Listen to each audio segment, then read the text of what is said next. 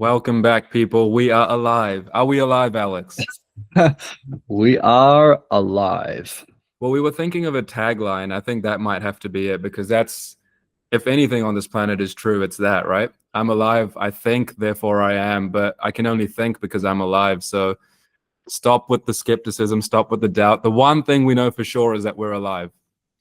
We're live on YouTube and we're alive as humans. Yeah, that's great.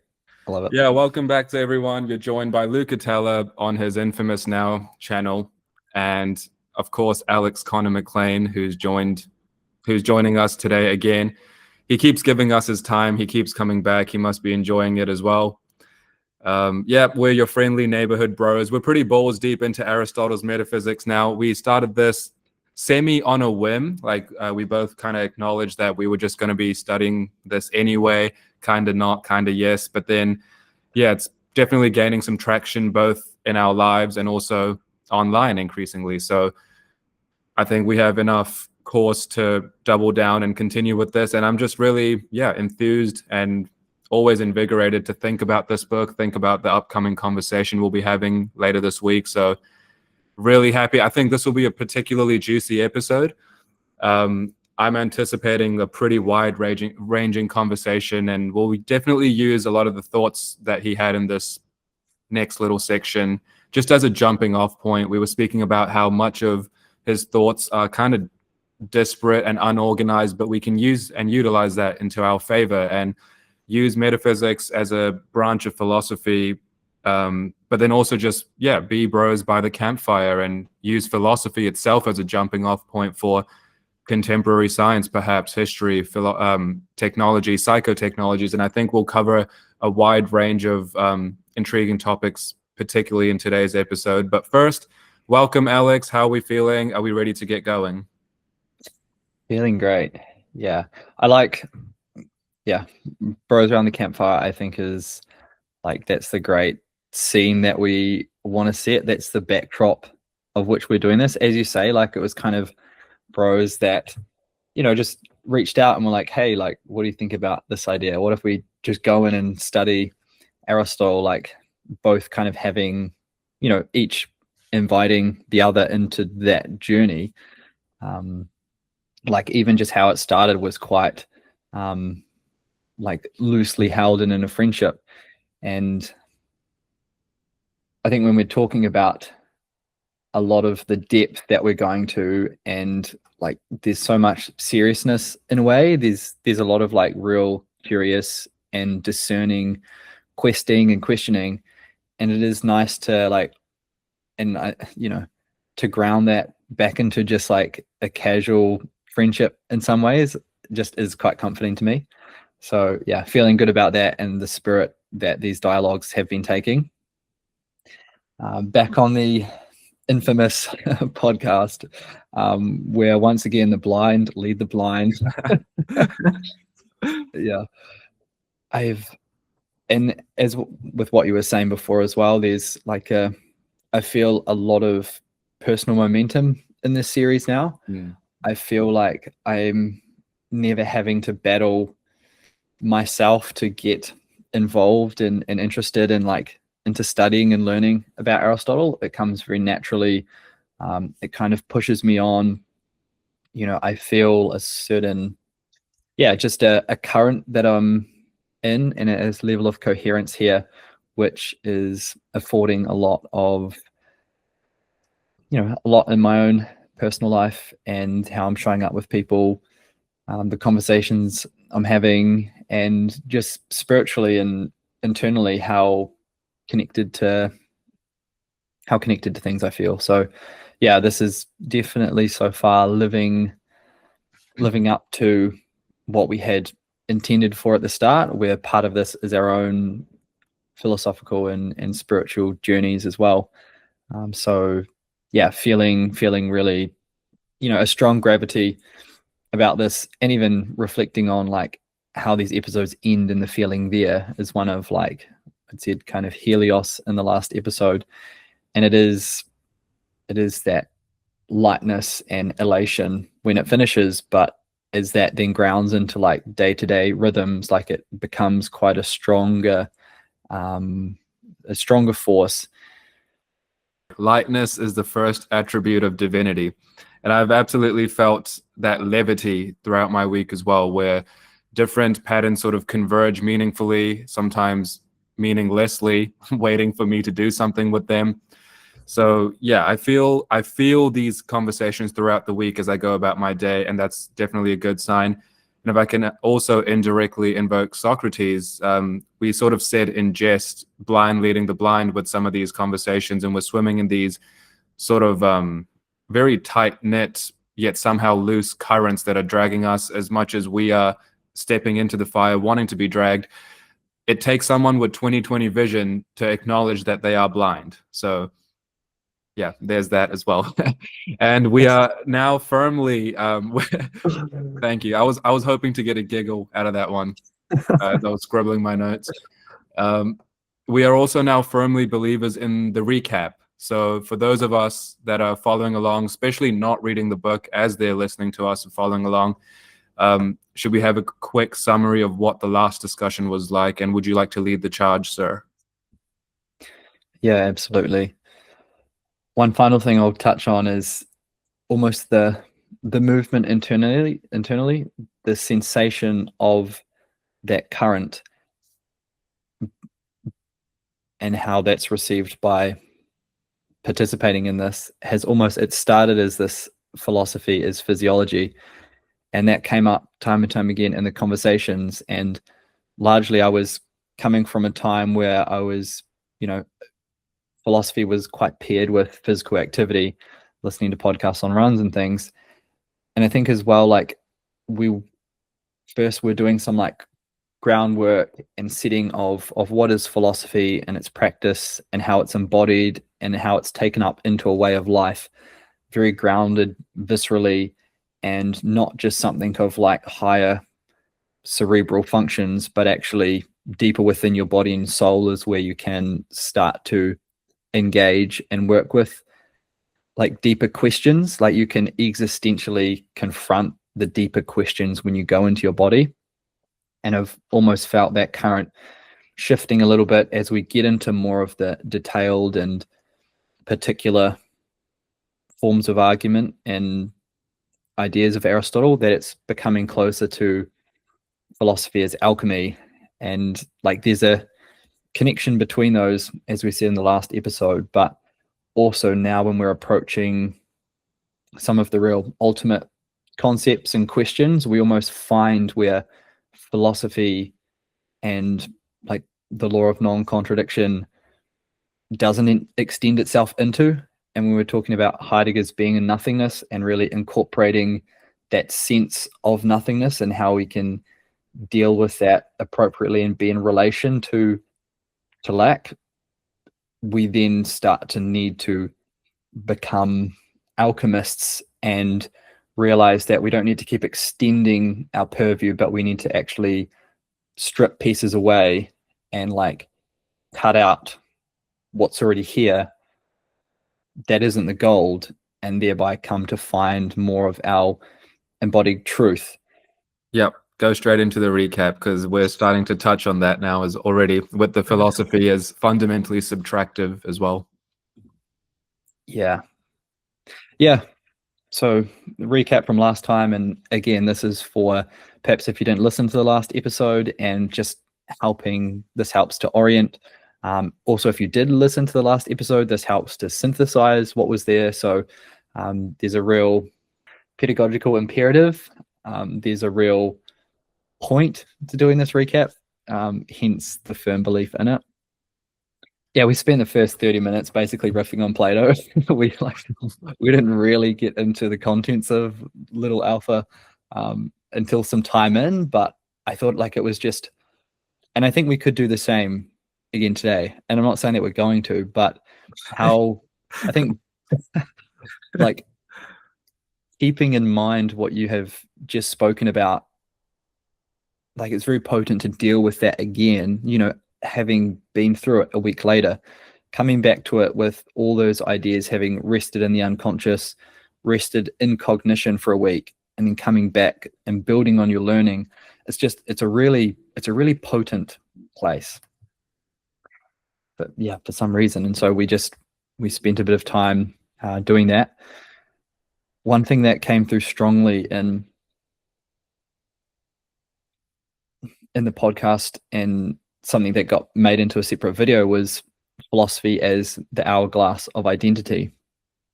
How there's a lot of almost painful time and energy that needs to be invested. Like, the process of doing that investment is painful, to go into almost questioning your fundamental assumptions, your fundamental identities, and watching them burn, in a sense, because there's like a deep learning that the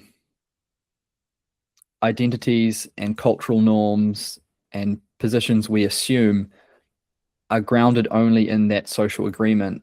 And when the real comes along, and when there's something that disrupts mere social agreement, that's when, things burn. And yeah, you brought up the quote of Zarathustra talking about needing to carry your ashes.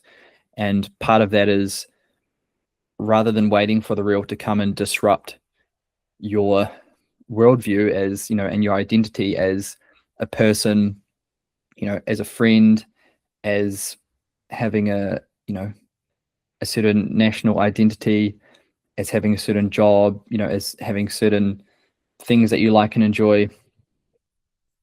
A lot of these can be disrupted when you go through big moments of change, and that's why you have an identity crisis. So it's a little bit of questioning your identity enough such that you don't go through a full crisis, but you do go through the same process of transformation that a crisis might invoke. But you're doing it with that willingness and aspiration to transform and change as you do that. And it's super interesting. I think I'll circle back to it at the end of the summary, because there's a really nice question that I have for you in that, about what is the content of that? Like, what is the substance of your identity before your encounter with the real, or before your encounter with kind of death and learning to die, like whether it's optical delusion or something else. So that's what we'll return to. What we also spoke about in our study of Aristotle in this book was how, and I've put this as, truth is most faithful as a collaborative endeavor. Mm.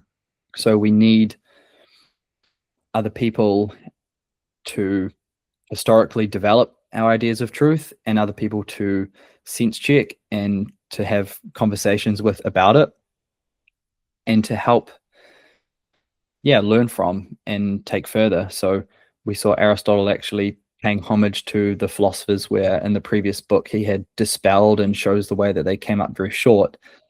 And then in the book we studied, he was actually saying that without them, we wouldn't have me, we wouldn't have Plato. You need people historically to come before to set you up and take your investigations further. And I think part of that as well is where that quote from Leo Tolstoy came in. Because if you think about people with misguided ideas and with false opinions that are actually required to help us sort of find what is true. And we had that quote of Tolstoy's, which was, truth, like gold, is to be obtained not by its growth, but by washing away from it all that is not gold. And that's how we get to philosophy as alchemy. It's kind of the washing away and the subtraction of false beliefs and ideas and philosophers, such that you get closer to the truth, and that you reach the truth. So it was a powerful idea, and powerful enough to feel for me like it's taking on from philosophy as physiology in some way. We also looked at sort of the weakness of even substance thinking and substance metaphysics, trying to ground itself in unchanging and ultimate spheres of reality. The difficulty in that, when there is a backdrop of the void that is ultimately what's behind it, rather than, identities and concepts and language that always grounds out. Sometimes it's even more the case that they bottom out, and that you realize, oh, when we go deeper and deeper to the different levels of this, it doesn't ground out into some certainty. It grounds out into an uncertainty, and almost how receptive you can be and how much of that uncertainty you can hold, like personally within yourself, and then philosophically and spiritually within your ideas. There's like a real, there's something incredibly powerful about that, but that also is never finished in some way. And I think that's where you get more of the Hegelian invocation, and why Hegel kind of is also with us and in dialogue with us in this series, for that kind of area that we get to. We also had, we're looking at one of the powers of science, to take these ideas and bring them and show how they're relevant within contemporary topics as well.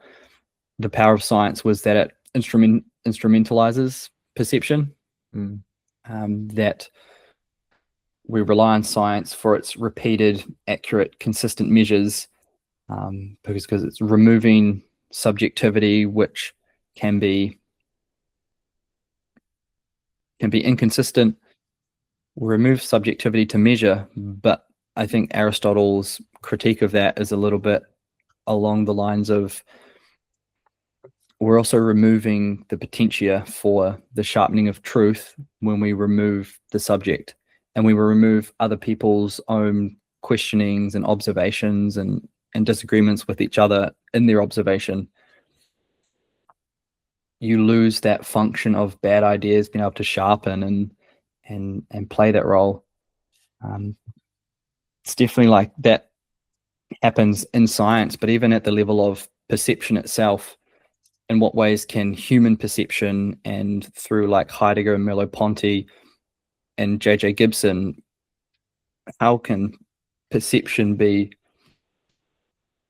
scientific discovery be grounded in human perception and in human feeling in a way that does dialogically get us to a notion of the truth, rather than starting with an instrumentalized perception and then extracting from there. So a lot of interesting and yet to really come out on either side of that argument. And we kind of finished by kind of looking at Aristotle as the philosopher of fittedness, and how through, I guess, fittedness as one of these key concepts that he's giving to us through his method, and how it is actually not only, that there's the dialogical component, and there is the looking at something and sort of confirming what's happening with it is one of the ways to like test its realness. Also in the way that we see and perceive things, like we can look at things in terms of their fittedness, and by looking at their structural and functional organization. So a few thoughts there, and it feels like there's a few different lines that we uncovered and learned, but really we were setting up to understand how we come to know the truth, what methods we have, and through what mediums we have. And so a lot of that is on the table, and intentionally so. We don't have one specific method of getting to the truth, and maybe in this conversation we'll find out why. That's, for those who don't know Alex, that's about as cogent and succinct and short as his recaps can possibly be. No, that's very fair. That's very encompassing. And I think it's really useful to not only just refresh our memory, but to actually use specific terms and phrases, and to keep that phraseology and really crystallize them going forward, because they act as nodes in this wider puzzle piece that we're putting together in this conversation, in these series of conversations. So yeah, that's a fair assessment of where we're at so far. It feels like where we're at so far is a deepened state of the mode of questioning itself. Aristotle is injuncting us to ask the right questions, to be in the right state to ask the right questions before we actually engage. For him, misstepping in step one of philosophy is perhaps the biggest crime. You know, asking the wrong question and being in a state of like non-starterness would be sin. That would literally be to miss the mark. So it feels like a lot of the metaphysics so far is nothing more or less than an imperative to start properly and to make sure there's an alignment both dialogically, collaboratively, self-introspectionally, and just to make sure we start on the right foot. So you did say there's a question at the end of that recap to launch us into this. So did you want to ask that now? Yeah. You're Also not allowed wanna to riff on that. You're not. No. Ask the bloody question. No, I just wanted to reflect back how great that was, and what it was doing for me was showing, that we haven't even got into like the real meat of Aristotle's argument and his categories and substances and actuality versus potentiality. That's how far we are, people. We're not far a at few all. mere pages in. But it helps me to understand why, like, there has been so much that we've taken from these first few chapters, and the best is yet to come, in a sense. And I think it is Aristotle, through his literary style, also like explicating that and demonstrating that in his philosophy, that really we need to place attention on where we're starting and like answer the questions of what's a survey of what's been before, looking at what we need to do with this philosophy. What is truth? How does that look like in social situations? And like really ask all these nitty-gritty difficult questions before we get to answering them. And so I can appreciate Aristotle in doing that, and knowing that there's like also a way that that's reflected into your personal psychology and how you show up to approach a question, how you show up to be doing science. If you had slept for 2 hours the night before and just hungover and tired, you're not going to be doing your best science or philosophy. And so it's kind of health as that precursor that's needed for philosophy. The question I have for you was, when we think about this metaphor of the hourglass of identity, and philosophy being the hourglass of identity. And last time we brought this up, I think me and you were quite in sync with what that meant, but I also wanted to clarify it for others too. As we live out our lives till about 70, 80 years old on average.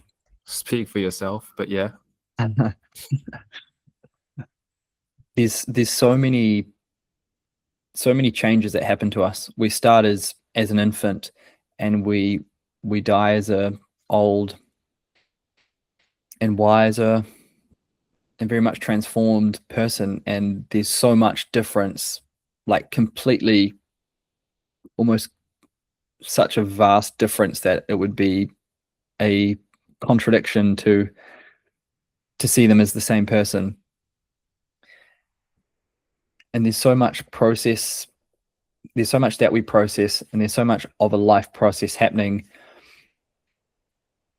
And it's almost like how we deal with the things we pick up, the roles we assume, the jobs we do, the friends we have, the practices we engage in.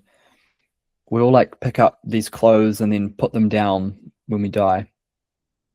Philosophy is the hourglass of identity, is showing you how to pick up and put down those identities that are, for a lot of us, very much at our core, but are things that we're going to put down one day ultimately. And so how do we sensitize ourselves to that fact before we have to put them down ultimately, so that when we are alive, we can still let them go and assume new identities and let them go? and ever deepen into our own fullness and contradiction of who we are, that we reach a very harmonious relationship to ourselves and to our finitude, and we transcend our finitude only to get ever deeper into our finitude. Ooh. And my question is, I'm talking like in a psychoontic way. So I'm not just saying like the identities themselves, but I'm saying our psychic relation to our identities before we've realized that they were not substantiated in the real. What is the nature of that relation? Essentially, what is the nature of that relation? Because that changes drastically when something comes and flips life upside down. When you realize your best friend betrayed you, and all that you had built in your life you realize was questionable and on shaky ground and no longer real. When you realize all that is false, you kind of have to cast it aside and let it go. But I'm questioning, like, if they don't betray you, it doesn't become a falsity. It stays a kind of real permanence. It stays a realness that you can hold on to. So I'm wondering, like, and I'm yet to like kind of fully explicate my answer, but it struck me in, like, when the real hits you and you realize the ephemeralness of your self-identity and worldview, what is that substance, knowing that it can change and transform into something completely different?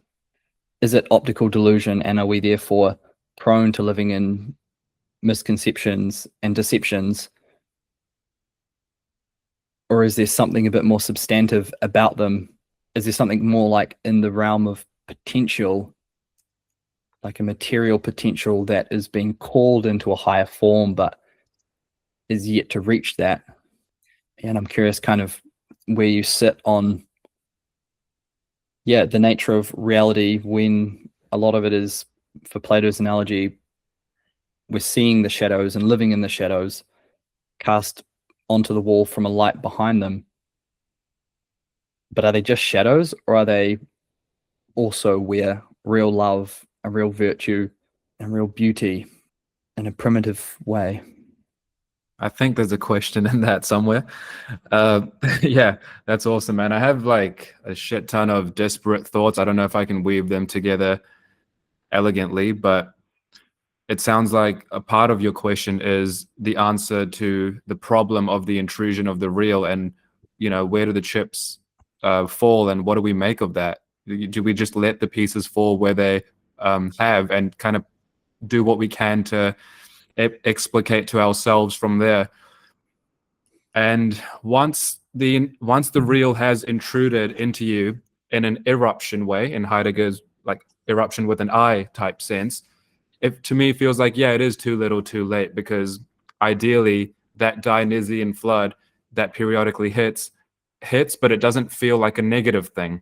It feels like the thing that was ought to come anyway, and your predisposition would be like Noah as he's building the ark. Like, you just know full well, even though everything around you is actually falsely deluding you into thinking the wrong thing, but you resist the external stimuli, and like, to put it in bro language, stick to your guns, which is where a lot of philosophical introspection comes in. Aren't we simply trying to, isn't the name of the game when we're talking about self-refinement simply intuition refinement and impulse correctness? Aren't we simply trying to make sure that we can properly, with exactitude as much as possible in the game of life, prepare for floods? Can we make sure that our offerings to God are in fact satisfactory, and we're not trying to pull one over logos, which you're never going to win?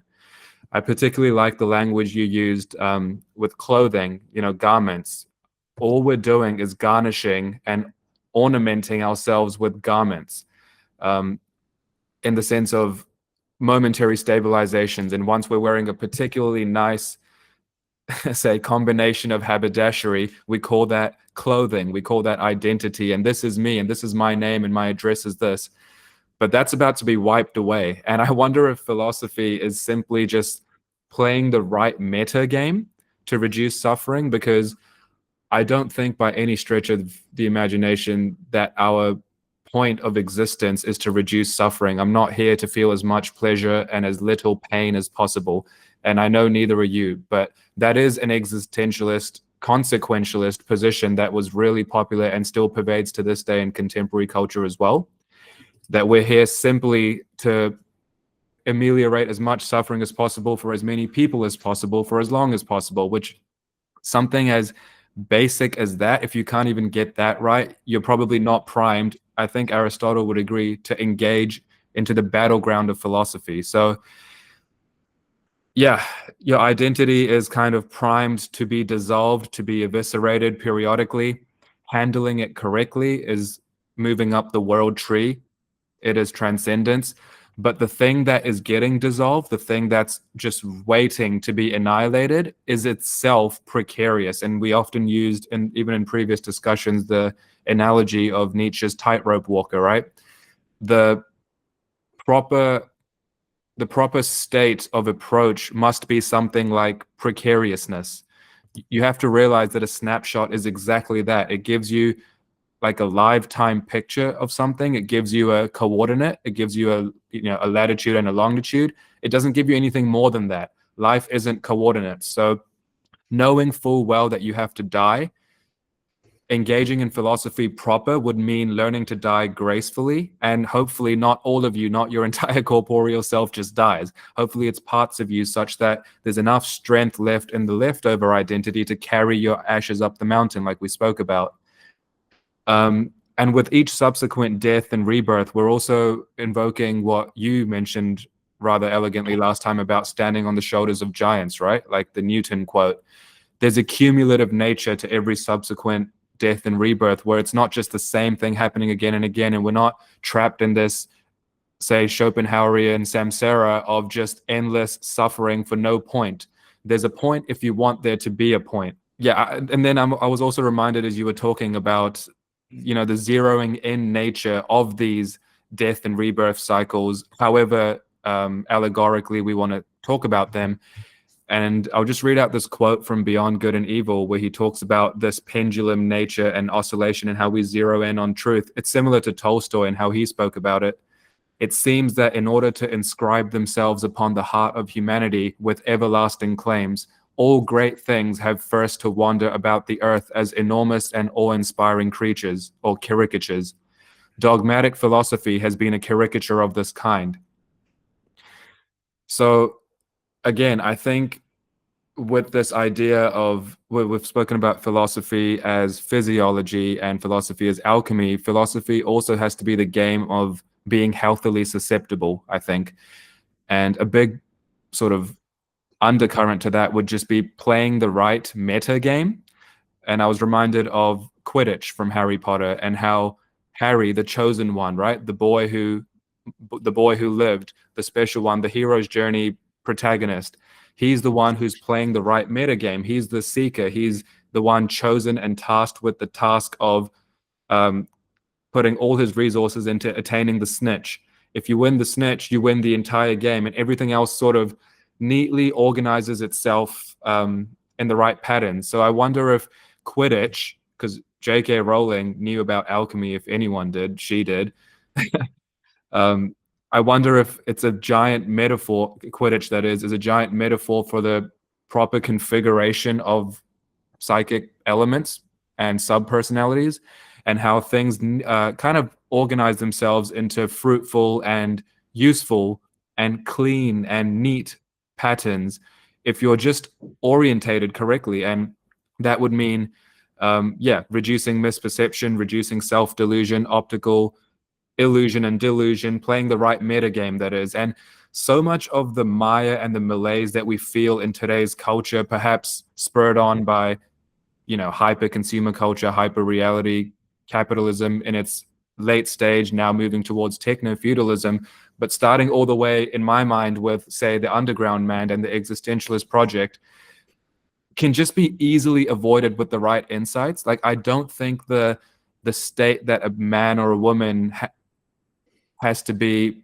one of anxiety all the time. We posit the individual as this despair-driven, like contemptible person with so many limitations, and they're always confronted by their own limitations, and all there is like kind of depravity in the other world, and all you're trying to do is resist the wickedness and maleficence of other beings, and everything's so hard but for these fleeting moments of pleasure. I think it's the exact opposite. Like, I have 2 days every 6 months where I'm sad, and I think that's just like, it's so simple. It's nothing that I'm doing right. It's nothing but aiming for the right meta game. And I guess the other way you could put it is not worshiping false idols. That's an easy way to be sidelined from the life of your own game somehow. So hopefully somewhere in that you heard an answer to the question of death, rebirth, like identity dissolution, and all of that stuff. Yeah, man, I heard it. It was, yeah. I heard it and I felt it, you know? I think how you just framed it initially was great. You know, we're talking about the answer to the problem of the intrusion of the real, and almost like 2020 vision as the answer. Yeah. You know, when you can see through into what's real, what's changing, what doesn't have that same transformative substance to begin with.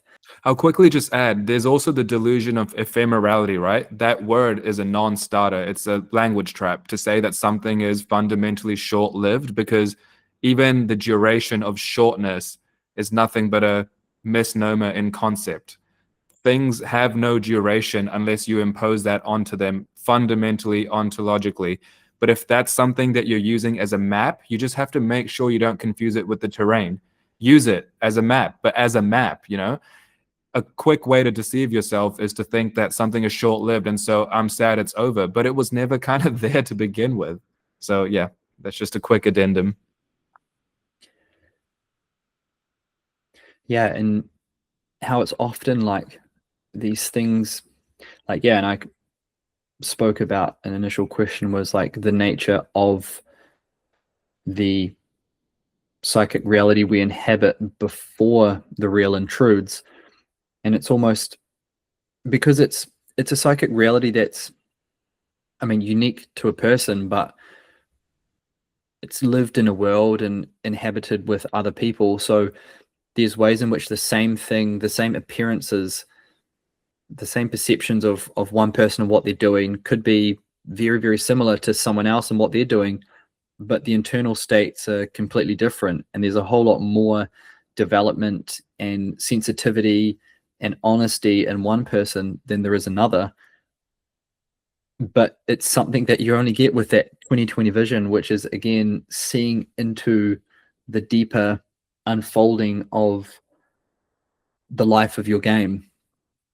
And I guess as well, being able to see the life of your own game is to be able to see it in others. Like, you can only meet someone as deeply as you've met yourself. And so that's why there's like a likeness and a inside joke to this. This is why, like, these cosmic giggles that you hear every so often, because yeah, there's a bar, like there's an entry, you know, there's a door, and it's not one that everyone has walked through, but you have that sense and you can like share with people that have. And then it becomes, when you see two people doing the same thing, but it might look very different. And you kind of talked about the putting the clothes on and taking them off. And it sort of speaks to that idea of like the ornament, as you mentioned, in the Bible. The ornament's interesting. It's archetypal, meaning it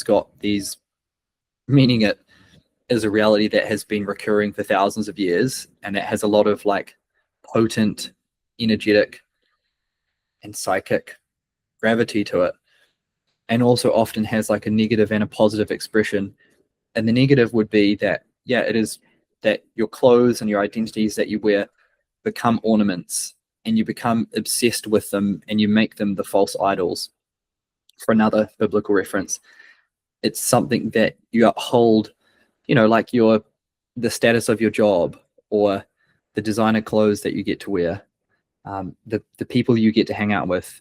If you're treating them as things that you want or you desire and you've obtained and you possess, then you're not in relation to them in their fullness, which is things in themselves. And so if they are instrumental to you, then you're not treating them as an end, you're treating them as a means, and fundamentally mischaracterizing their essential relation to you if you are only open to it. And so otherwise, ornaments like a crown or like a cape, they resemble beauty and royalty, and they shine golden. You can see the alchemy that's taken place when a king wears a crown and a queen wears a crown. And so although it can be the same action of, putting on a gold watch and wearing a crown, it depends where your heart is, and it depends on the relation that you have, like the depth of that relation to something else. And I think that's why, like, perception as relationship and philosophy as like deep relationships to things gives us the ways to understand differently how and what things are to us, and it gives us the way to look at things as ends rather than means. And I think it comes from that question of Platonic philosophy of asking, what is X? What is virtue? What is courage? Asking it so that we can understand what it is in its ends, not as a means. It's not how do it's first and foremost asking the what is of something. And that is one of the ways that we get access to that transformation that prevents things from becoming just ornaments of fashion and, glimmering show-offy nature into honor and into realness. The thing that gets you to virtue is actually the encoded, collated patterns of virtue. So it's like, if you don't have virtue, how do you become virtuous? And it's also like the king that wears his golden crown, in some ways, isn't so attached to it. Like, he could take it off, and he can, easily take it off, or just show up without his cake, like just in peasant's clothing, and walk the street and still know and have the same relations. Yeah, that's the optimal grip to these things. And the beauty of riding the tide between inferiority and superiority complex, like, who's a bigger Giga Chad than Christ? No one in Western history, right? Yeah, the true king is the one who's not insecure. It's a pretty basic insight, but when you actually are in the presence of an embodied being who isn't insecure, you realize just how rare and how valuable rarity is because of its rarity and scarcity. So yeah, it's just at an energetic level, it's very different being around someone who's not insecure and can really just throw on and throw off different garments of his own volition. And at the level of energy, the other thing I'd say is something like putting on a designer jacket that has a bioelectric reality as well. Like, leather going into the pores of your skin is very different to wool. So like, these things attach onto our identity at the level of psychology, emotion, physiology, and bioelectricity as well. There's a reason that certain materials cost more than other materials, and it's because they stick to your pores differently. Knowing that you can remove the crown and do so easily is simultaneously like carrying your ashes. That's what it is. That's what that means. It's holding the what was before, and holding the 2020 vision to know that I'm not carrying myself as someone who thinks too much beyond what I know myself to be truly. And I don't see beyond my own contradictions that I still have and wrestle with. Like I haven't found the thing. I haven't answered the question of life that so many are asking and so many are using to help fuel the starts of their journey. And I think as well, like with the hourglass, it constantly flips back on itself. It's the ashes, or it's the pile buildup in one sphere that has to go through another process to again create a new form structure at the bottom and gradually lose out of what was created initially. So you have this precipitating dialectical transformation that only ever deepens its own contradiction and containment. That's how you get the accumulative effect. And being healthily susceptible means that you do give yourself the way to accumulate wisdom and deepen love. And that's kind of the metagame that you spoke about as well, is having an eye to that and making sure that that has enough of a focus. But it also seems like it's not just another thing that you can pay attention to in this world. It's part of a through line of psyche and cognition, and it's a through line of development that constantly wants to take you higher or more inward to a place of self-transcendence. And so you can't you can't just do shadow work and know that you're going to be doing shadow work. It slips you in some ways, and you see people that are, very obsessed with it, and you would think, and Jung gives us the guide for that shadow work is how you can confront your ashes of past and how you can confront things which are going to turn into ashes of present, and also through connection to the self, how you can learn what the ashes of your future ought to look like. So it is a roadmap that Jung gives us, but it's also not for granted that you can just apply yourself to that and have that transformation happen because of the co-participatory and transjectivity of that psychic relation. So it's not just, I've found Jung, I've found the thing that's going to transform me. No, like the thing that transforms you has to be found within yourself and not in Jung. Jung's a mediator to help guide you to that. But that's why it's a little bit not like Quidditch. That's why it is like Quidditch, but there's a through line of the game rather than just another feature of the game. Like Quidditch is a completely different game to the one that it's played within, right? So it's in there, but I just wanted to bring some nuance to the whole. This is not just another game set next to another game set. It's one that is only found through like playing deeply enough that game set that it takes you through faith into new being. Yeah, and sometimes problematically, the through line is so detached from the game that it actively repudiates it and confuses us, even though you're on the right path. And it's really easy to theorize paradox as we do in conversation and engaged in rhetoric and dialectic, but it's really difficult to embody paradox. And a big part of self-refinement is what I said last time about the definition of complexification, which is being able to simultaneously integrate and differentiate. Most people tend to one of those poles when they are involved in processes like shadow work. They absolutize either fragmenting their identity or striving ardently towards unification, completely disregarding the other. So there is this perennial danger when you're involved in, I'll use shadow work as the proxy here, but any kind of upward ascent of reductionism more generally, but unidimensionalizing something that is clearly multifaceted. So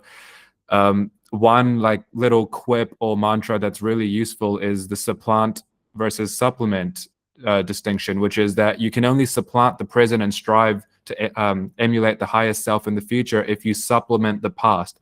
That's what transcendence is. It's to take in both extremes of a dichotomy and to hold on to both of those and to take the best of those and to move upwards. We're not trying to rid ourselves of the past, nor are we trying to hold on like endlessly to the past. We're trying to do this.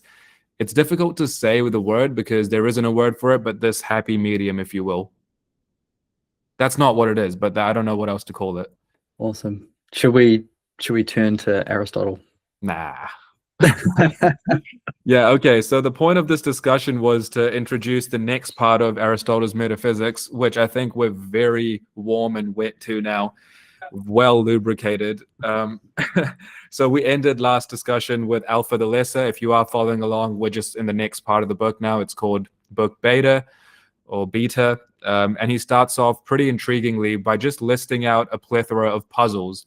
In my rendition, there's 15. It's a bit different. The wording's a bit different, and the organization of all those puzzles and their succession even is different based on the translation you have. But essentially what he's doing, and you tell me if it's different for you, Alex, but I find that all he's doing is just highlighting sequentially what he thinks are the core problems of philosophy. And we spoke a lot in the last hour about being primed and being in the mode that's proper to asking even the right questions before you get all the way to the end of actually attempting to answer a question, and even further than that into successfully answering any question. We're all the way back at like step -3 here. So before we just willy-nilly answer stuff, Aristotle, I feel, is inviting us to ask proper questions, and he just kind of gives us some introduction to what he thinks some of those questions are.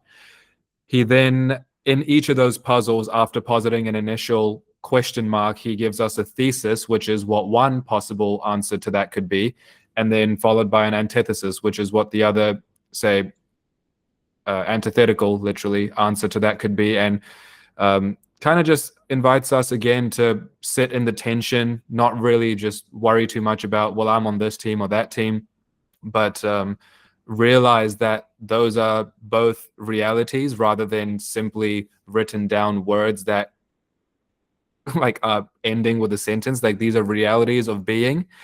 And yes, I guess see where you sit, but not really worry too much about coming to a exclamation mark answer, you know? So yeah, he's saying, let's take stock of where we are. The other thing I found really stand out in this is the acknowledgement of something we've already addressed, which is that philosophy is really strongly an intergenerational dialogue between some of the greatest minds to have ever existed. The dialogue sometimes turns into a war when one person is simply rejecting or repudiating or supplanting even their predecessors' like thesis or dissertation on a given topic. I'm not sure that he's actively doing that here, because for every thesis that I know he wholeheartedly disagrees with, he still follows through and gives us the antithesis. So yeah, these are kind of just perennial questions that everyone has taken a stab at. And the other thing I found interesting before we just get into some of the specifics is just how different our takes are 2,300 years later, you know, with modern innovations and kind of all these parallel advents running simultaneously. Technological advances really color some of these perennial questions in an intriguing and riveting light. Ideally, we'll see how we go, but I'd like to bend some of the discussion we're about to have in the direction of technology and existentialism, which I think is our natural leaning anyway. But kind of the core issues that plague, if you will, the 21st century human and how it relates to us. Because yeah, the bros by the campfire thing is really just so we can modernize and particularize a lot of these ancient artifacts into our lived reality. So I've highlighted 2 or 3 puzzles out of the 15 that really stood out to me. I think we can use those as jumping off points and kind of just riff from there. I feel like we're not even going to get through one of them, but we'll see how we go. And any initial thoughts from you, sir? It's bros by the campfire, and we've got a little cauldron that's actually sitting atop of it, synthesizing mercury and getting ready to apply that to the lapis, and you know, and to see that alchemical transformation happen. So yeah, Anderson Todd, friend of the show. that's why it's the campfire. Yeah. By now, appetites whetted, souls wedded, ready to start to think more in terms of what Aristotle is actually doing. Do you want me to start with the first puzzle? I think you set this up really well. I'll just speak to it a little bit myself before we begin as well, just to this will be a multi-episode thing, maybe, so we can really just set the tone for what the puzzles are before we launch into them individually. We can even segment the videos separately per puzzle depending on how we go. Yeah, it seems that Aristotle is much like in the previous book in Alpha the Letter, almost speaking of what does the quality of truth look like, and how are we best posed to attain it, and what does it look like in a historical setting, and what does it look like in a social way? Like, how do we get closer to the truth? And so he's not telling us something about what is true and substantially what he believes in terms of like the particulars. He is giving us more of an informed view of his method and how we get there. And similarly, like, there's almost a meta game that's been played, which is this deep context setting and defining of the problems. And as I was reading this, I just thought of the Einstein quote: if I had an hour to solve a problem, I'd spend 55 minutes thinking about the problem and 5 minutes thinking about the solution. Due diligence to the setup of the problems. Now, beta is it's not a extremely large book, so it's not quite the 95-5 ratio, but I think it at least, like, dedicating the whole chapter to it and dedicating like a distinct 15 different questions that are well thought out, established up front, and then later on expanded on through this more detailed synthesis and antithesis, I think is important. One, to just know where we are in this text. What are some of these philosophical puzzles that puzzle us and bring us into philosophy. So they are quite almost propositional in nature. But yeah, also some of the key ways in which we are brought into philosophy in the first place. Aristotle is saying, philosophy begins in wonder. And here he's really explaining the wonder that the things that puzzle us, that are aporetic, that we don't quite have the answers for. And he sets them up in a way where you can have, well, this is one potential answer, but if you think about it in a different way and you have this different assumption, then here's another answer, but these are contradictory. And one thing that Aristotle really contributes is, to philosophy and logic, is the law of non-contradiction, and in fact bases the whole philosophy around that.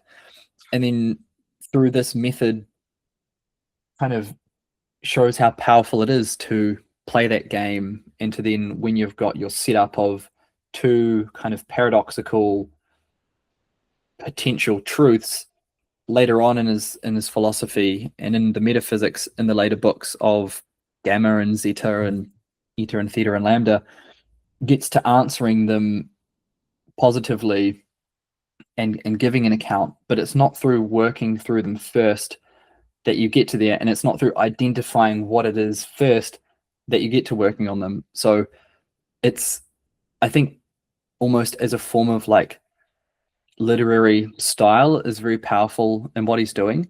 He's taking like a dialectic that was in Plato and then seeming to do it in a much more like formative way. You still have that dialectic proceeding, but it's actually not in the conversational form now, and it is kind of in that dialectical form of different arguments and reasons and proofs and evidence that carries the dialectic forward.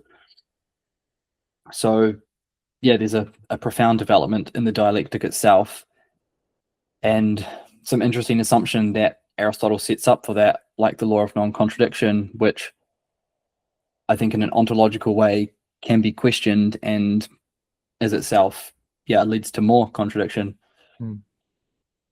So yeah, just some thoughts on kind of context setting and understanding the depth of what Aristotle's doing before we get into the puzzles themselves. Yeah, that's all very relevant to what we're talking about. And I think especially the law of non-contradiction, not only as a contribution of his to the world of logic, but also to this first puzzle. Does the same science cover the study of the basic principles of logic and the study of substance? Thesis: the same science cannot study both, because the principles of logic are common to all disciplines and cannot in any case be demonstrated, because they are self-evident and demonstration depends on them. Antithesis: on the other hand, If the science of logical axioms is different from that of substance, it is necessary to decide which has priority, a decision which must favor the universal logical principles, so that it will be they, not substance, that is the proper study of philosophy. And just like parroting onto that and piggybacking off of that, I want to read out a quote that we already spoke about that really resonated with me in one of the earlier episodes. So it's from the introduction to Aristotle's Metaphysics. It says, "The history of philosophy is the history of the shift of confidence away from the possibility of direct insights into the world, first towards that of insights into the mind of the knowing subject, and latterly towards that of insights into the logical structures of language." So it's just hearkening onto this idea that the emphasis placed on metaphysics has lost sympathy as years have gone on. It's perhaps arguably undergone a revival in the last 50 years, I'd argue. Maybe you agree or disagree with that, Alex, but I would say that the general shift has been in keeping with that quote into first direct insights into the world, and that being our definition of metaphysics, and, you know, attempting to kind of uncover the underlying nature of reality itself. And then we shifted, I'm really using Kant as the figurehead here, but into insights of the mind and the cognizing and the knowing subject. And then more recently, and I think most intriguingly, into the logical structure of language itself. It seems like the spirit of philosophy itself has understood that we have to understand the things that allow philosophy to take place as being primary over philosophy itself. And the 2300-year move forward has been a 3000-year move necessarily backwards of getting to first principles. And I have a lot to say about Wittgenstein here and his contributions, but yeah, any initial thoughts about that puzzle, about the general idea that the thesis is something like logical axioms, like you mentioned, the rule of non-contradiction is on one side, and what things fundamentally are, metaphysics qua metaphysics, on the other. So, and we also know, just to give some historical context again for those that haven't seen the other episodes, that for Aristotle, metaphysics is the highest focus and the pinnacle of philosophy, which is why he dedicates so much care and focus into starting it properly. Impropriety is the biggest sin when it comes to metaphysics for Aristotle. So if metaphysics is a science and logical axioms are presupposed in all of the sciences, aren't they ipso facto being applied to metaphysics too, is the question, right? We have, in modern mathematics, we're still wrestling with the problem of the answer being presupposed in the argument, right? X equals 5y plus 3x. That makes no sense. So that's just not an answer. That's a question that's still unanswered. So you can't prove logical axioms because every proof already presupposes it. So that's kind of what we're wrestling with here. That's just trying to get everyone on the same page before we kind of riff on what our takes are on that. And then that's the thesis. The antithesis he gives is something like, if the principles of logic, so if the logical axioms that are already presupposed in the proof are more basic, more first principle-y, more first pass-y and universal, isn't that metaphysics? Because metaphysics is the highest science. It's the study of first principles and like birthing places. So shouldn't philosophy be dedicated entirely towards the structure of logical axioms rather than what those logical axioms afford and allow us to study? Assuming, again, in like stereotypical and arguably quintessential Greek fashion, that what is a priori is somehow more elevated. So yeah, any opening thoughts, sir? There's a lot in that. So I'm wondering if we actually even, look to kind of through different steps and through kind of Socratic questioning, seem to boil that down to like, what's the essence of the thesis and the antithesis here. I think it might help bring others and even myself a little bit to kind of fully understand the reading there. I'm almost hearing like, does this sound right to you, that this thesis is thinking about the logical axioms and what they reference, and the antithesis is the logical axioms themselves without being able to generalize them to the real world concrete instantiations of those principles? Assume you're wearing glasses. Is the thing that you're seeing through the glasses the primary focus, or should we be more fixated on the glasses themselves and what color or shade they allow you to see? So it is the big Kantian question as you're reading this. That is the core tension we're wrestling with, is are the principles that allow us to experience, to investigate, to conduct studies more primary than the experiences themselves? And therefore, in our study of metaphysics, should we be concerned with the principles that give rise to the experience themselves? Should we be more concerned with like the look of the glasses and what their qualities are versus putting them on and seeing through them and seeing into the world and making that our real purview of metaphysics? Absolutely, yeah. Is that the same thing you're reading into this puzzle as well? Or did you get something else when I was reading it out? Yeah, I'm hearing a lot of interesting, like seeing it as, almost looking at the glasses of perception on the one hand versus seeing through them and looking at what is ultimately more real or more the study and what metaphysics should be concerned with, what's going to get us closer to the truth out of those methods, because they are quite different. I think, for me, there was this, and as you've kind of brought up, this Kantian sort of move. Aristotle, like, Kant was so revolutionary when he came in the 18th century, 17th century, because he really clarified and like gave us almost that psychic perspective. Like when we make the object of philosophy, as you say, like going back to our priors, going back to the things that makes knowledge possible, he really brings in this new aspect of looking to the categories of the mind and like the categories of our perception, because that is ultimately where we're getting our source of knowledge. Even like that's where we construct our, our rationalism on is on these faculties of perception. So he really brings that central focus of philosophy into the psyche in some very profound ways. And Aristotle here isn't quite able to go that far, but you can see the ways in which there is a similar question being asked. It's almost like the form of the question is the same with the Kantian revolution, but the content of the question is dealing with slightly different suppositions. And to me, what I'm kind of reading is Aristotle is like looking at the primacy of the logical questions and dealing with like just the nature of principle itself and logic itself versus the things that become of them and what we see when we observe nature and kind of observe the underlying logical principles. Like it's, and almost even what he'll come to do is looking at the relations between the materiality of things and the form of things, which is a little bit like the materiality being the actual objects in the world that we encounter through sense perceptions, and the form of something is the look of it. It's its structural functional organization. It's the thing that can only be apprehended through the mind.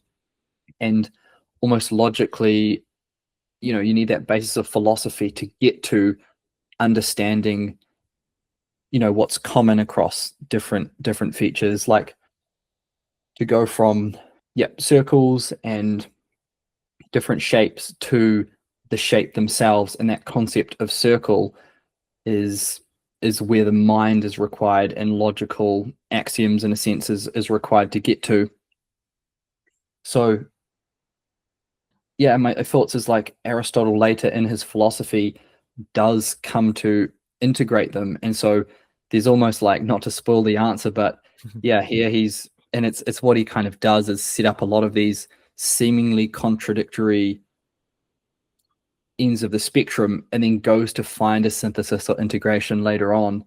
Yeah, I couldn't agree more about the Kant stuff. I think he was so revolutionary because of the way he propelled us forward in terms of I would say, yeah, diligent and correct fixation on the logics of the mind and the perceiving subject and putting that to the forefront. Aristotle wasn't doing that. He didn't, like you said, he didn't take us that far. And he was probably paying more heed to logic proper, if you will, or logic in itself. And the term in itself is only problematic to us now. It just probably wasn't as much back then. For us, there is an inextricability between logic and ontology, but that's very, very 20th century. And yeah, again, I've said this before, but the fixation on the man wearing the lab coat being more interesting than the subject matter at hand is a modern problem, if you will. So yeah, I don't have anything else to say on that. I would agree that Aristotle was more focused on the logics. So yeah, any initial thoughts on the logics there? Well, one thing that I thought was, yeah, particularly gold in this as well that I thought to share was like, it could only be philosophy that could find and make its own assumptions, its own question. Like only philosophy can go as far in as, you know, step back as radically as to question its assumptions so thoroughly. And like the kind of insight I have between, you know, when you're looking at these contrasts of religion and spirituality and philosophy, the uniqueness of philosophy among those domains is that it's the only one that has that ability to, in its nature, go back to that prior and like critique and question and like earn its answer there. It's the only one with enough rigor and purpose and intention to go back and, as you say, like naturally go into the world and then naturally go back to the language and then into the world, into the subject, into the language being the thing that connects the subject to the world. Like it's the link function between what we see and what we can express about the things we see. And so it just has this historical development of, you know, aspiring towards the mental and the absolute in some ways. Like it's aspiring towards that absolute knowledge. And I think just the orientation of spirituality and religion is of a different direction. And like, again, thinking about the different roles things have and the different religions, the different axiomatic things that is constitutes its purpose, the things that it holds with faith. There's important differences that spirituality and religion do, but when we're thinking about truth, especially in the way that Aristotle is seeing it up, and when we think about wisdom as knowledge of first principles and causes, I think philosophy is uniquely placed, and here we see why, to be that movement of spirit that comes back unto itself and knows itself for the first time. Yeah, it's crazy. Yeah, it's the reflector reflecting back its reflectivity onto itself. And not just to look at itself and to like enter into this hallway of mirrors where it's just completely fractals and you can just see yourself looking at yourself ad infinitum. It's doing such a thing to deepen the contradiction, right? And to, as we've seen in Aristotle's argument, setting up with one thesis and one antithesis, like Aristotle finds a synthesis, and like later on people would, you know, come to this, and through Aristotle's own understanding of the historicity and the historical development of truth, by like standing on the shoulders of giants and continuing to take up philosophy through the bad ideas of people prior, Aristotle's also kind of suggesting that his philosophy can be taken up by the next person. Like he arrives at a substantial claim in a category, but he also has this implicit understanding of allowing things to be taken further by where people ended up in one place that wasn't exactly the full picture. The continuous development nature of philosophy is definitely unique to it, and in the way and the manner in which that development and progression is undertaken. Because yeah, philosophy supplants or usurps itself in service of itself, or in service of like the grander teleology it acknowledges to be its core. And it almost I was thinking of this phrase before, but it induces its own deduction, or it induces its own enthymeme, closer to Aristotle's vernacular. And I really like your turn of phrase there. You said something like taking the bad ideas of people prior. You know, there's a taking, it's a relay race. It's like passing the baton onwards, and to posit yourself as equidistant between past and future is what Aristotle does when he acknowledges, like, kind of, it's just like an introspection of his own method. He passing the baton on, saying full well that this is as far as I can take us. It's the furthest anyone's gotten, but someone else will take us further. Yeah, and I was thinking, like, perhaps we could answer more specifically, or move towards like, what does it mean to actually understand substance? You know, we're talking about logical structures. Aristotle's more likely talking about logical structures that allow us to access and apprehend things, and things are most fundamentally their substance. So what does it look like? Like, what is there to say about substance? You know, what does he have to say? What do you have to say? Yeah, substance isn't materialism. I think that's just a linguistic point to make. Click off the video if you think that substance is a reduction into materialism. And if that is something new to you, or a topic that you've never encountered, if these are concepts that you haven't reached before, lovely to have you here. Substances can be invisible. They're enduring qualities that can be fields, and can be gravity, and can be certain forces that aren't reducible to material. And that's why a little bit, like, I'll use the term substantial sometimes, and substantive and substantial, like, I'm using to mean like real, like has substance, has some kind of end in itself, right? And I think that's what the substances are. They're things that have an end in themselves. I'm definitely curious about, getting into one of the great substance metaphysicians and putting him in dialogue and in contention with like process philosophy, and understanding the ins and outs of that. So really, like, there's this meta game within Aristotle was playing this meta games as this substance metaphysician, but then later on we're going to be really taking the whole priors of that system and putting it in dialogue with another system, which is ultimately such a massive and daunting task. But I think, existentially and technologically, as we're moving through, that is still going to have a lot of value. But it's helpful to know that we will do that later on. For now, dealing within the framing of substance itself to really qualify it and understand it. I think, like, part of the journey of the later books is really coming to that. So I feel like to speak to it now would be to speak to it before we are supposed to, but we can give our starting place before we get into it. Yeah, I think there's merits to it.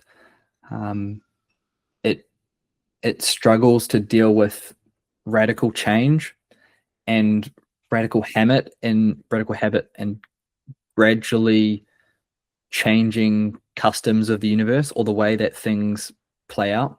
Particularly perplexing given Aristotle's insistence on the lack of emphasis placed on change, duration, and motion hitherto in philosophy. Yeah. And so, like, one of the ways that he largely does build an imminent metaphysical scheme to account for change, which Plato didn't have. But maybe you could say, Alfred North Whitehead might say that Aristotle was able to start to, like, he was a radicalist when it came to change in the context of Plato, but then there were more that would come that would even radicalize Aristotle's notions of change, such that his philosophy of substance had to be updated to, account for the even deeper, like, currents. So I'm definitely curious of getting to that in a few books' time and in a few discussions. But I think from where I stand, that's a little bit of how I would think and register those ideas. Yeah, nice. I think, yeah, there is a necessity to swarming this topic of substance and essence like vultures before actually swooping in. And the other thing I'd say as part of the swarm would be, like, you made a very necessary distinction about Aristotle on not being a reductive materialist and how easy it is to postulate him as such. He's also not actively, ardently against that. So, like, we'll talk later, we'll get into it in the next books, but he's not just throwing the baby out with the bathwater pertaining to materialism, right? I said this in the first episode, but he's undertaking his own grand synthesis, much like Kant. So, yeah, material cause, materialism. There's also an iridescent nature to the word and the concept matter in the way he talks about it. So it's a bit confusing because it's kind of multi-layered and polymorphous in the way and the different ways he uses it, which is nice because you also use the word substance and you kind of gave a explanation as to what you mean when you say substantial or substantive. And yeah, it's important to kind of draw those lines out and make sure we're not just totalizing any one thing, because there's so much nuance in the difference of usage. Yeah. And it's even interesting for me, and something that's just come up in the conversation of a curiosity around, I'll say, substantial, and I don't think I'm exactly equivocating here, although there's perhaps some vagueness in the language being used and what that's referencing. Like, obviously I'm not saying substantial in meaning like, oh, the same things that substance metaphysics talks about, but it is along the same lines of locating what's real and what's enduring, making that explicit and categorizing it and talking about the relations that it has, and constructing things from that. I'm curious for myself to learn and understand what I mean when I say substantial. Like, it's for me, it's almost synonymous with qualified, and it's interesting the conjunction that it leaves you in asking, like, what is, again, that Socratic question that's allowing us to understand the ends of things. What does it mean to be something, to be substantial or to be qualified? What is the through line, or what's the vertical axis that it's on, such that I'm recognizing it as more real than a lot of the other aspects that are more subject to change and flux, or more subject to deception and lack of relation to itself. Things that are more instrumental in the way that we are cognitively showing up for them. Yeah, we said Aristotle is the philosopher of fittedness, and yes, reason for that is that he has integrated mutability and immutability into his philosophy, or at least attempts to. And he's not someone who's so, like, just to repeat the question and to ground us into what we're actually talking about here, does the same science cover the study of basic principles of logic and the study of substance, and we position this discussion as being firmly pre-Kantian because of how revolutionary the 17th century was for the discipline of philosophy. So, like, Aristotle is actually, like, remarkably integrated here for someone who is fixated on concept as being a conduit for extracting essence and understanding substance. So yeah, that's all I have to say on that. Yeah, and it does bring up the interesting point that we made last time as well around, and this was something I was getting from the reading as well, is the practice of the science. Is there one universal practice that gets into each different domain, or are there fundamentally different forms of science that are needed? And we had discussed the differences of physics and biology, and how the very notion of truth differed substantially between those domains. And I think Aristotle and how metaphysics is essentially defined by Forrest Landry, I remember as well, that physics is the study of, to borrow language from both, physics is the study of the causes and principles within a specific domain. Metaphysics is the study of causes and principles between different domains. So in a way, metaphysics is the great connector between all of the different modalities of epistemology. Nicely put. And it's strange to me how optimistic Aristotle is about the potency and the possibility of that being not a foregone conclusion that we can't achieve. I think there's a serious childlike wonder, which he himself elevates to be important.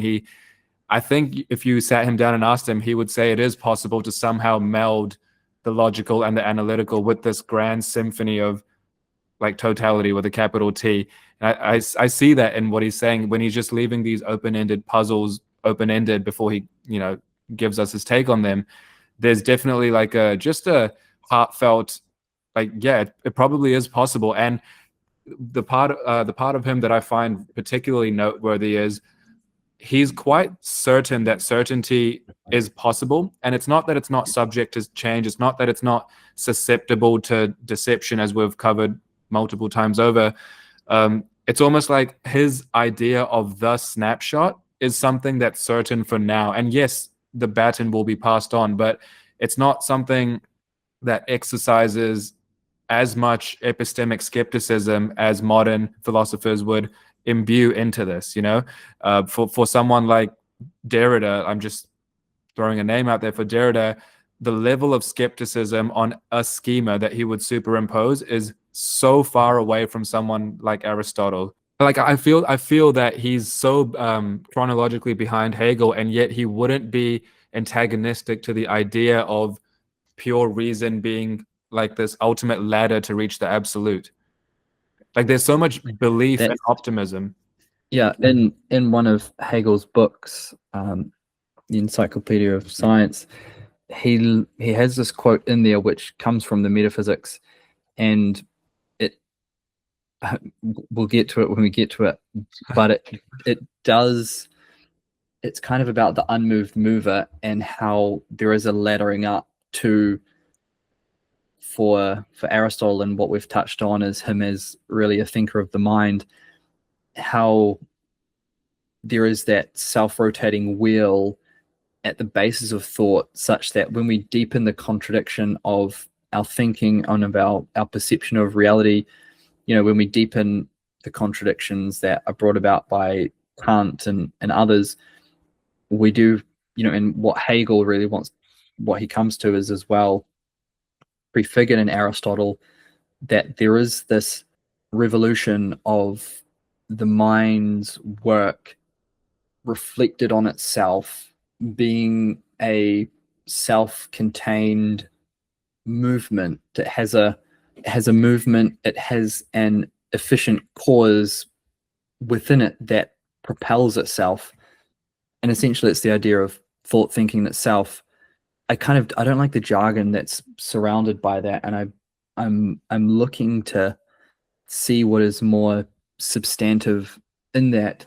But yeah, it's almost like when there's something that is, I guess, at the key in the very heart of nature is this principle of life.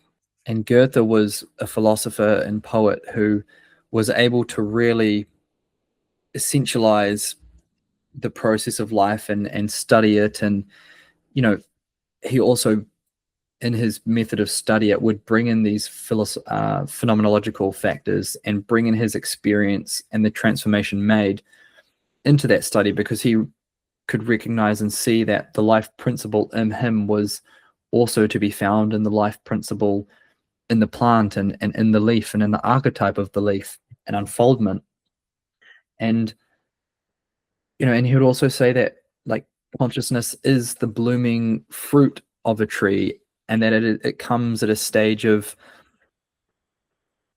time in this unfolding natural process, that now consciousness is realized as an actual thing in the world. But it doesn't just appear, or it doesn't kind of create and give rise to reality from the start. It's part of nature's process of realizing that through an ever contraction of an expansion and a dialectics that get to that self-identified awareness. And it's almost the same way of thinking about, okay, if that's at the core of nature and it's a transjective, essential, moving subject, then at the core of the mental is what? And I think it's almost like maybe at the core of the mental and at the core of that of nature, maybe that is the same concept, but maybe it's slightly different. And maybe, yeah, the reflection of it in the mental is thought thinking itself, and something that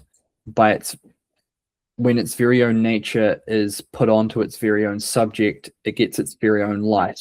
Yeah, I'm curious if that is kind of getting closer to unmoved mover. Yeah, I love the integration of Aristotle and Hegel from the little bit that I have looked into it, and the things he finds intuitive and counterintuitive themselves, you could write a book on. But yeah, this idea that we aren't these disparate cogs in nature, the subject-object distinction that's, such a core vision and image at the basement of philosophy, is itself kind of like philosophy itself rejects, nature reflecting on nature as being something way closer to what should be in the basement of philosophy, from which the wellspring from which things grow. And yeah, again, just to acknowledge the optimism in Aristotle of the possibility of knowledge through nous toward the absolute, and the absolute, as Schelling says, right? That whose existence is undetermined or not determined by another thing. So something I was reading, there's a very famous Indian philosopher, many viewers would know, his name's Patanjali. I was reading his Yoga Sutras. I'll just quote it out now. From the outset, pure awareness is overshadowed by the modulations of consciousness, which is continually transformed from one pattern of thought to another and rarely sits still for long. This characteristic of consciousness requires deliberate, consistent, and intensive inner work, or yoking, if one is to awaken from its automaticity and see through its incessant, limiting definitions of reality.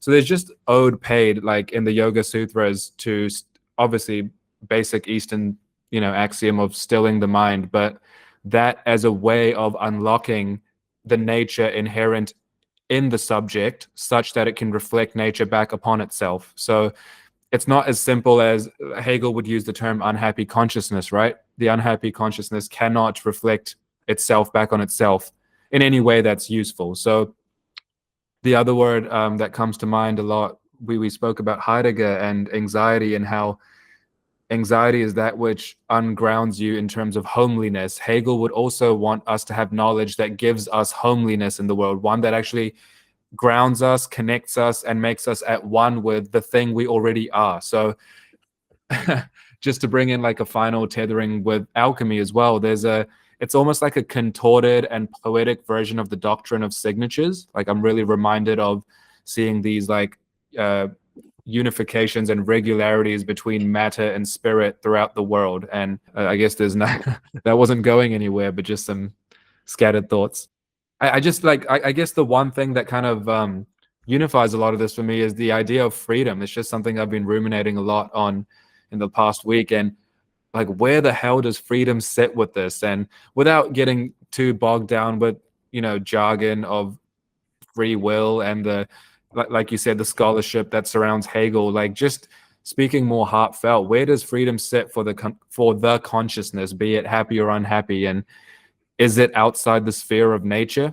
Yeah, with mind-body dualism, what does that mean for us engaged in the existentialist project? And how does truth fit in with freedom? These are all just open-ended questions, but once you have these really big potent words just dripping with all this fluid coming out of them, you kind of wonder, what's the unifier? How does it all tie in? And I do think the word that has the highest amount of extractability from all of these separate words and the highest amount of commonality maybe that word would be something like freedom. Is just a recent thought I've been having. You could also put like, yeah, the good is another one of those words. But yeah, I like where you're going with it, and I think that's right. Todd McGowan has the book Emancipation After Hegel, and it's a little bit of like, I guess, how do you find like liberation? How do you, I'm kind of butchering it, but even after Hegel is someone who gives us such a comprehensive and thought-provoking and really like far out philosophy, you know, that has reached essentially absolute knowledge and given us a way to deepen our contradiction so far that we, you know, almost deepen it to a full extent. I think like for me, it's almost that freedom is found in the ashes. It's I difficult. I, Not I also I think I'm sorry, I want to say how the question is very provocative and invocative. It's you run into so much complexity there, but it's like it's a complexity that is enjoyable to talk about because it's defining like your North Star in a sense, and it's locating your North Star where, and it's not necessarily in a philosophy or in a belief or in a finding the truth. It's almost placing the North Star into the submission that reality doesn't have that as an answer. And so that is ultimately freeing because you're going to need an answer. You know, you live by that you have an answer. And so if reality doesn't ultimately have that answer, it's you know, it's your own participation that is the answer. It's your own what you bring to the table that gives you that. It's like creating the existence that precedes the essence is the existential reality.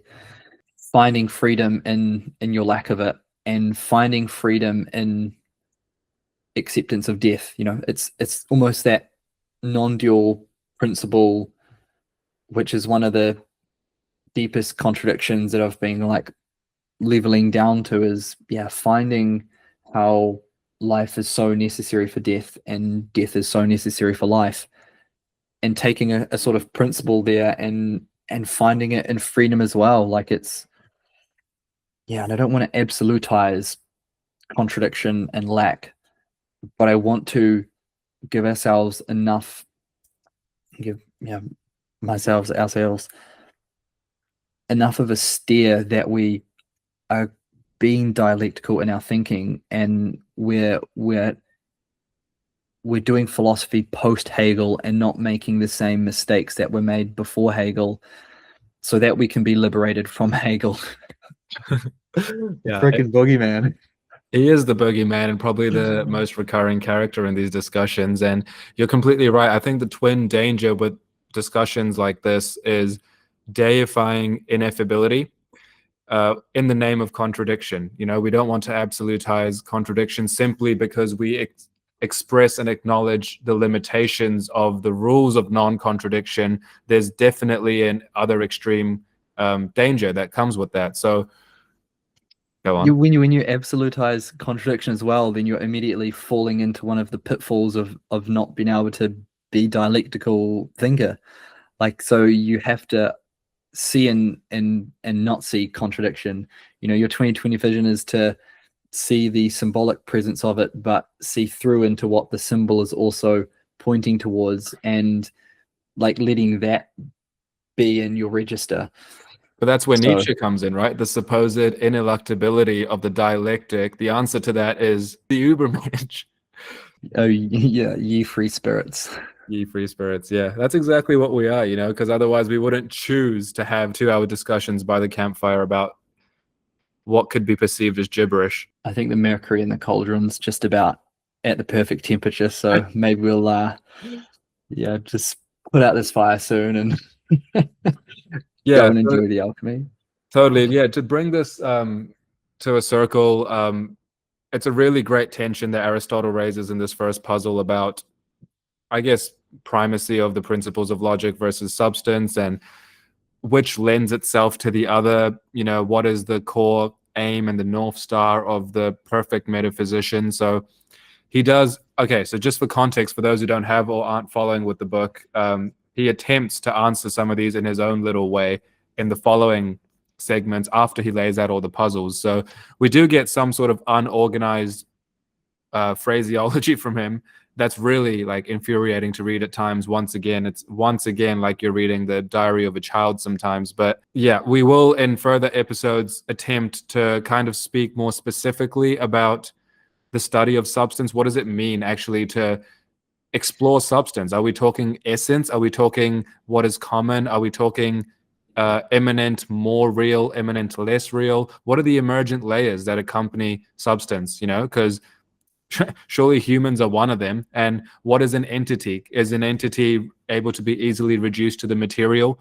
Are there immaterial entities that factor into this discussion? Is logic one of them?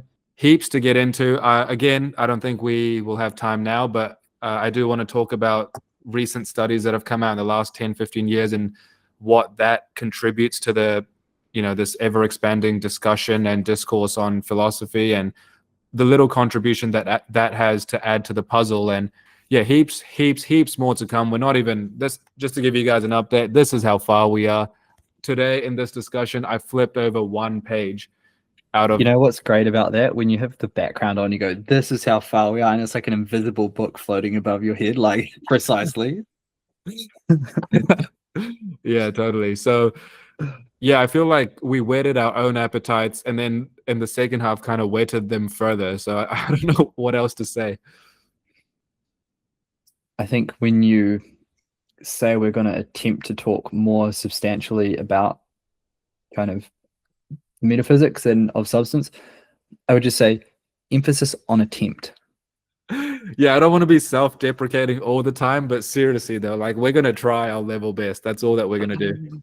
An attempt to get to it. Like there's so much life between us. There's so much generativity in our interlocution, and it just brings me such great joy to be in that and to be original in that. So, Aristotle is one of the greatest backdrops that we can do our philosophy, and yeah, I'm really enjoying and soaking up all the ways that we are bringing our own ideas of alchemy and physiology and relationship, like so much that we are generating and springing from these discussions. So yeah, it's attempt only because it's so sweet to be in that place and finding our own voice, so to speak. But yes, duty does call on us to also do diligence and find the virtue and the merits in Aristotle. So yeah, we could almost set it up as a challenge as next episode to cover the other 14 puzzles. Yeah, I acknowledge that and second that wholeheartedly, man. I think there's a co-development taking place vis-a-vis the spirit that accompanies us. There's also huge ramifications and developments in the particles that constitute us, and those feed into one another. And yeah, we're co-constituted, we're co-developing, and the two poles, which aren't poles at all because there is no subject and object, are just reflecting on one another, if you will. So yeah, couldn't agree more, man. So the thing that doesn't give me joy is how many of the people I revere who say that metaphysics is impossible, and we mentioned a lot of them today. So that's something that weighs heavy unto me like spirit of gravity is, but also like enlivens me at the same time. It's just knowing that it's a daunting task, but people I hold like fully like worship also tell me not to do it. That's kind of enthralling because there's this psychological element to like, now I really want to do it even more. You're the kid in the candy store, but you're also a kid in a candy store. That's the hellish landscape that we're in. Like, we're not even adults yet, and like maybe metaphysics isn't possible because we don't have the science and technology still. We give ourselves too much credit. We're simply reconfiguring the patterns in which entities in the world lay themselves out to us when we call what we're doing science. I don't this is a famous argument from the 19th century that we're not actually getting closer to anything. We're doing the Kantian fallacy of by means of a means we explain something. So there's that annoying element lurking in the corner of the more metaphysics you do, the less answers you have. But then also there's the joy of, I don't want answers, so I'm going to do metaphysics because it gives me more cluelessness. And that's actually what I'm out for, because I'm a kid in a candy store and I actually want sugar to ruin my body. So yeah, there's a very childish element to this as well, which I really deeply appreciate. And I almost think like, yeah, the transformation from the child to the adult, you know, I'm a kid in a candy store, I want the candy, is like I'm an adult in contradiction, and I know that when I deepen contradiction, it's you know, only a deeper wellspring of intelligibility and deepening of relationship that comes to it. So I almost like see that pattern, but also, yeah, want to put on it that lens of the real substantive transformation that's going forward. And to a kid, like, it's that same like endearment to, you know, objects that they love so much, and yeah, candy and games and just like play. And then now what we're doing is also, you know, games and serious play. I actually wanted to talk about game theory as well, but dude, I'm not going to reply to that. Otherwise, we're never going to go home. And believe it or not, I have a date tonight. So philosophers can have dates, you know. We do leave our caves occasionally. So I'm not going to reply to that. But to those of you that have stuck it out this far, I salute you, and you salute us, because everything that's valuable is bi-directional. So yeah, thanks so much for sticking around. Like, share, subscribe, do your thing. And this is the first or the fourth or the fifth of many, many, many episodes to come. And yeah, friendly neighborhood bros, balls deep in the metaphysics. We're going to get further deep into it next time. Thank you so much for sticking around. And thank you to you, Alex.